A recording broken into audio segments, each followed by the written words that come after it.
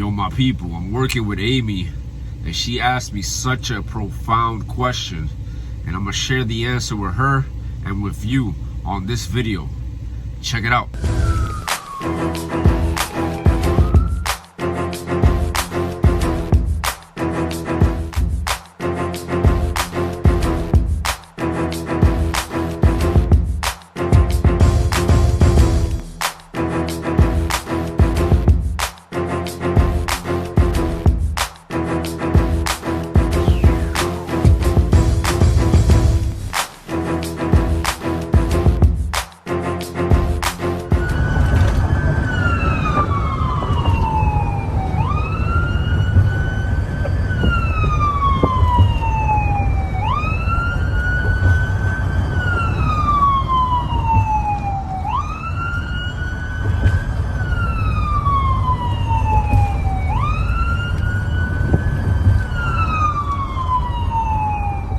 So before I answer the question for Amy, I just want to tell you, if you go to the mentorship testimonials playlist for this YouTube channel, you'll see Amy there. Check her out, man. She's an awesome person. Now, by the way, the question was this: how do you deal with difficult calls? How do you cope with things that may happen in your day-to-day tours, your day-to-day shifts, where you'll deal? She told me about a person who got stabbed, a lady, domestic violence. They slashed her face, stabbed her in the back, and she almost died in the back of the ambulance because she didn't have enough time to ask for ALS and give her fluids. The most things she could probably do: put her on oxygen, try to control the bleeding, elevate the legs, and expedite the transport of this person to the hospital, because trauma happens to be a surgical disease. That's something that could only be cured with surgery. That's why it's a surgical disease. And let me tell you, there's been calls where I've been on where they get to me, they fuck with me, they are embedded in my memory for the rest of my life. And I'll tell you one call, I went to a member of service house. I'm not gonna say what type of member of service, but a member of service was called, or they called the ambulance for a member of service because he was unconscious in the locker room of the house, of the location. Once we got there, he was cool, pale, diaphoretic. We got a BGL, it was low, 53, more or less. We put this person on EKG, got the blood pressure was low as well. We were like, what the fuck is going on with this guy? He's not a diabetic yet, he's hypoglycemic. He doesn't have any heart problems, younger guy. And guess what happened?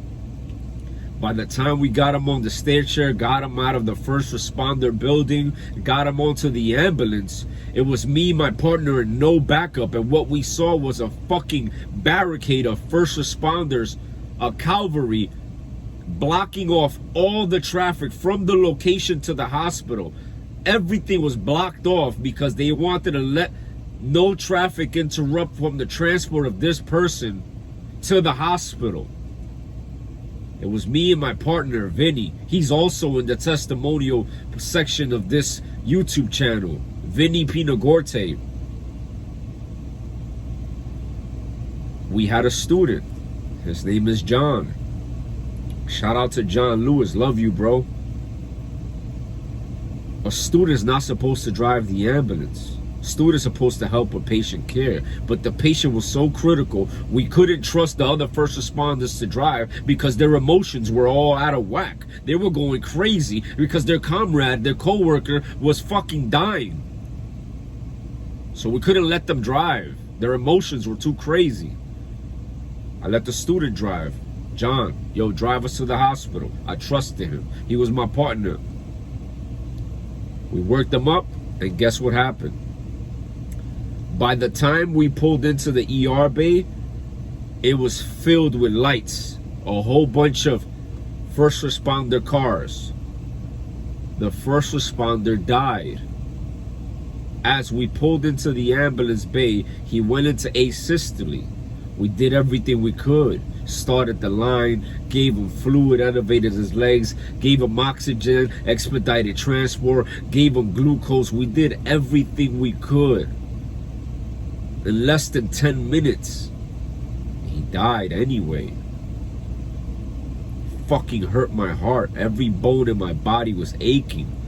Why? Because someone who I'm supposed to protect, a fellow member of service, died in the back of our ambulance. And what made it worse, he was young.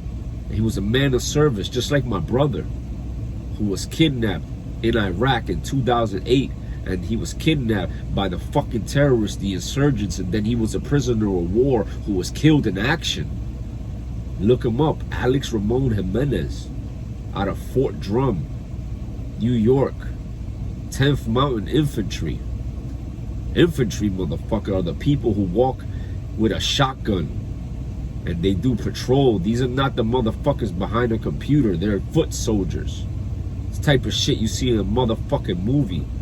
That's what my bloodline does.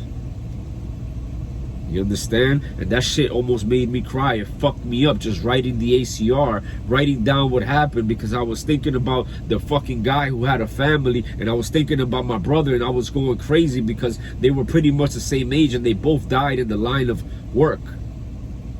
And how do you deal with these type of calls, man? It fucking gets to you. I used to smoke cigarettes. I would chain smoke Newports. Like literally just chain smoke Newports and fucking drink beer and use whatever I could to make myself feel good. But when you deal with some shit that's fucking with your brain, hindsight is 20/20. And I gotta tell you, the best way to deal with these type of calls is this.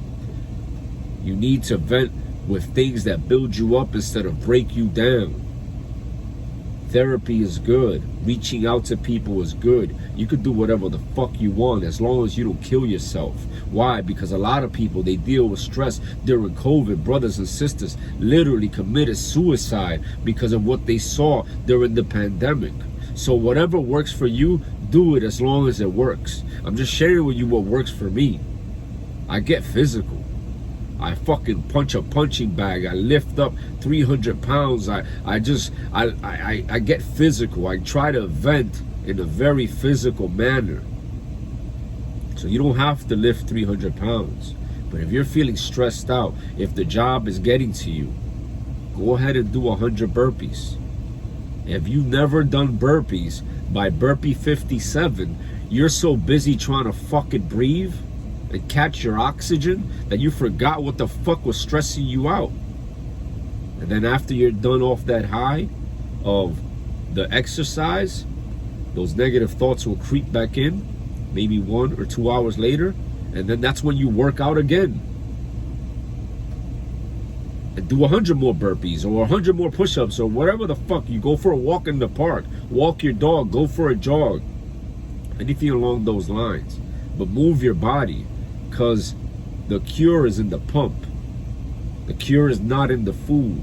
The cure is not in the cigarettes, in the nicotine, in the alcohol, in the pornography, in the addiction, in the anger, in the depression. That's not the cure. That just makes things worse. This is Dr. Ray. I hope this helps. Peace. And by the way, Amy, thank you for the question. That was a fucking awesome question. Thank you for joining the mentorship program. It was a pleasure. And by the way, guys, this young lady is a first responder, woman of service who plans on becoming a medical doctor, and she wants to go ahead and continue to help people at a high level. And these are the type of people that show up to your house when you call 911. People that are striving and dedicating their life to helping you. Meet Amy, my people. Amy, any final words? Thank you, Dr. Ray, for being so helpful, and you got this, guys. Peace. And I didn't pay her to say that, by the way.